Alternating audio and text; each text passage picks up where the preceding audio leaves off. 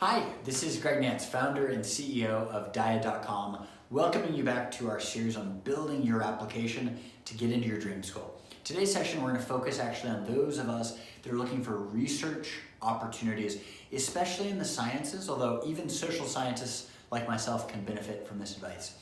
Now, for those of us looking to get into a laboratory to perform research, the key is to start early. The sooner that we identify our interests, what we're actually aiming to research, what we're actually aiming to contribute, the better off we'll be, because there's a limited number of spots, and once the spots are taken, we're out of luck unless we've got one of them, and then we're in luck. So start early. Now, how to do this? Well, begin on Google or Baidu or Bing or your favorite search engine, and you can actually look up professors and laboratories doing interesting research, interesting work. And so, for instance, if you're interested in biological sciences with an application, let's say with oceanography, awesome, that sounds really cool. Well, you would want to Google this, figure out who's actually doing work there, read some of their public presentations, read some of their publicly available research and articles, and see if it's interesting to you. If so, awesome, that's step one. You then want to figure out who is the professor or who is the managing assistant at this laboratory, and you want to reach out to them. It's a little bit scary, but an email where you clearly introduce yourself in an efficient way and you make the ask, look, I'm aiming to become a PhD student at this laboratory, or I'm aiming to become a master at this university, and I would love to contribute to the research that you're doing. I read this article that your team has produced and it's amazing. I want to be able to contribute to the next one. Wow, that shows initiative, it shows courage in doing so. Most of the time, no one will even write you back. But they want to see if you are tenacious, they want to see if you have perseverance. The answer is you've got to be bold, you've got to write them back. Hey, haven't heard from you. I just wanted to reiterate my excitement about this opportunity.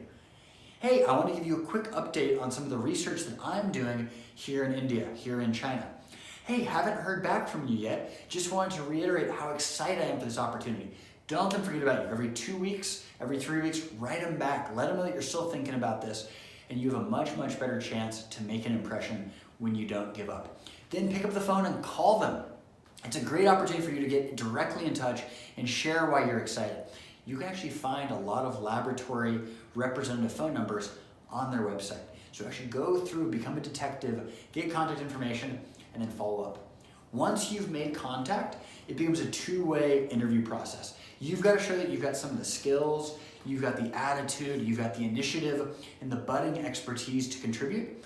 And you also want to interview members of this lab. Hey, what's it really like working for Dr. Simpson?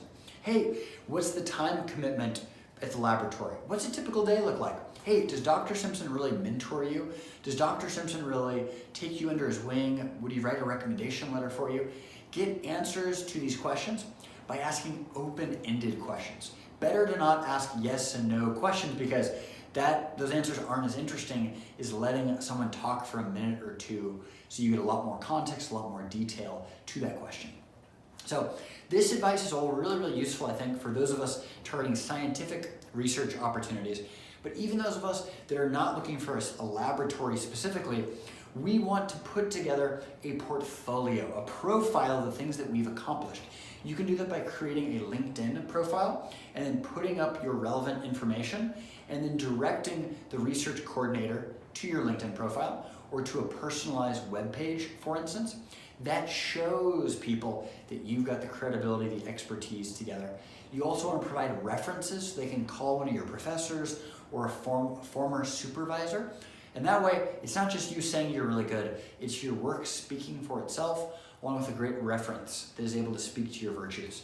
The answer here is to follow up, be professional, and be prepared. If you're able to do these three things, you can find a great research opportunity, whether that's in a laboratory or in the social sciences. You'll be good to go. We wish you all the best, and we're here for you. If you have questions about the research process, Dyad mentors have some absolutely amazing research experience. One of our mentors, Sukrit from Princeton University, has even worked with a Nobel Prize-winning scientist. So at the very highest level, we have amazing research experiences that we'd actually love to share with you so that you find the right opportunity and then make the most of it. All best from here.